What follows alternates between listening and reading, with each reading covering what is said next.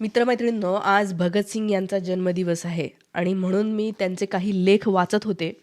तर वाचता-वाचता मला असं वाटलं, की भगतसिंग जणू काही आज म्हणजे सप्टेंबर 2025 मध्ये हा लेख लिहत आहे कुठल्यातरी वृत्तपत्रासाठी.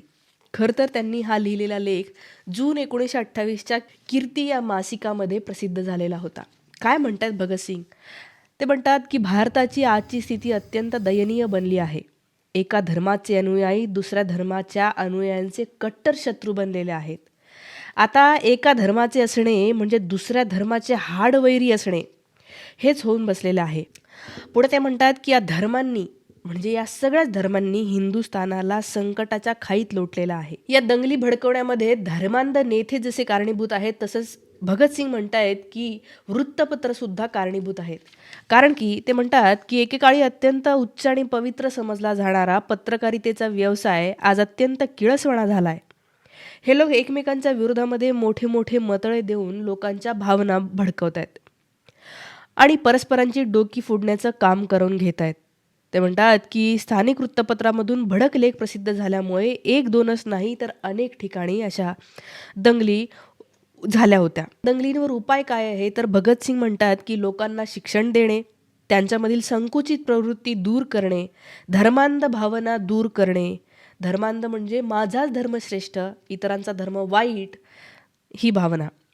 परस्पर मिसळून राहण्याची वृत्ती वाढवणे आणि भारताची सामूहिक एकता घडवणे, हेच वृत्तपत्रांचं आद्य कर्तव्य आहे. पुढे भगतसिंग म्हणतायत, की याचं मूळ आहे ते म्हणजे आर्थिक.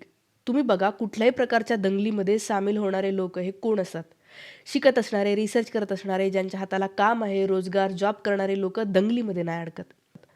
म्हणून भगतसिंग म्हणतात, की आपल्या सगळ्यांनी एकमेकांचे झगडे थांबवायचे असेल तर गरीब, कष्टकरी, शेतकरी यांनी एकत्र आलं पाहिजे आणि हे समजून घेतलं पाहिजे, की तुमचा शत्रू हा कुठलाही धर्म नाही, तर हे भांडवलदार आहेत, ज्यांनी तुमची सगळ्यांची संपत्ती थोडी-थोडी करून लुटलेली आहे. भगतसिंगांनी एक चांगलं उदाहरण पण दिलं. ते म्हणतात, की अलीकडे एक बातमी चांगली ऐकायला आली, ती म्हणजे जे धर्म परस्पर संघर्ष करण्यास, घृणा करण्यास शिकवतात, त्यांच्यावर वैतागून भारतातील नवयुवक त्यांच्यापासून प्रवृत्त होत आहे. एकमेकांचा घृणा करणाऱ्या लोकांपासून. त्यांच्यामध्ये आता खुलेपणा आलेला आहे. ते इतके लिबरल झालेले आहेत, की ते भारतातील लोकांना धर्माच्या चष्म्यातून हिंदू, मुसलमान, शीख या रूपामध्ये न पाहता तर माणूस म्हणून मानतात आणि नंतर भारतवासी, भारतातील युवकांमध्ये असे विचार निर्माण होत आहे. यावरून भारताचे भविष्य अत्यंत उज्ज्वल दिसते असं सुद्धा भगतसिंग म्हणतात. तुम्ही भगतसिंग यांचं काही वाचलंय का? त्याच्यावरून तुम्हाला काय वाटतं? कमेंट करून मला नक्की सांगा.